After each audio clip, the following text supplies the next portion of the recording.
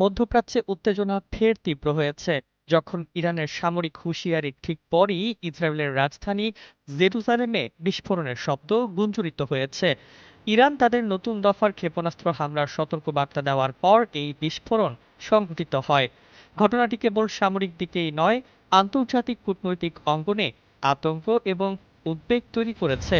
এবার নগদে পাচ্ছেন হেলিকপ্টার অফার, তাই কেনাকাটার পেমেন্ট নগদে করুন আর বুঝে নিন ২,০০০ টাকারও বেশি ক্যাশব্যাক সহ হেলিকপ্টার রাইড। পেমেন্ট শুরু করুন আজই। ইসরায়েলি সামরিক বাহিনী জানিয়েছে আকাশ প্রতিরক্ষা ব্যবস্থা সক্রিয় রাখা হয়েছে এবং ক্ষেপণাস্ত্রের বেশিরভাগ প্রতিহত করা সম্ভব হয়েছে।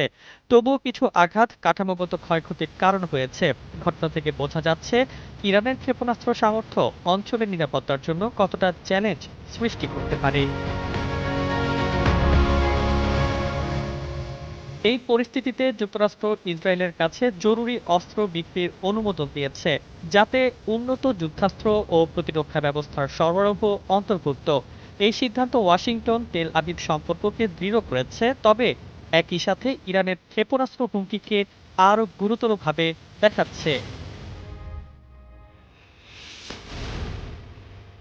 বিশ্লেষকরা মনে করছেন ইরান ও ইসরায়েলের এই নতুন দফার ক্ষেপণাস্ত্র আক্রমণ উভয় পক্ষের মধ্যে বড় ধরনের সংঘাতের ঝুঁকি তৈরি করছে।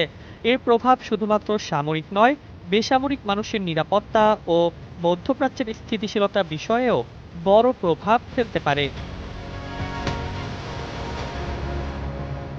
ইরান জানিয়েছে তাদের ক্ষেপণাস্ত্র হামলা প্রতিরক্ষা উদ্দেশ্যে এবং সম্ভাব্য আক্রমণের প্রতিক্রিয়ায় চালানো হচ্ছে। তবে জেরুজালেমে বিস্ফোরণের খবর এবং ইসরায়েলের প্রতিক্রিয়া দেখাচ্ছে সংঘাতের উত্তেজনা বাড়ছে এবং মধ্যপ্রাচ্য এখন নতুন সংকটের মুখে দাঁড়িয়েছে। আন্তর্জাতিক সম্প্রদায় বিশেষ নজর রাখছে এই উত্তেজনা কোথায় গিয়ে স্থির হয়।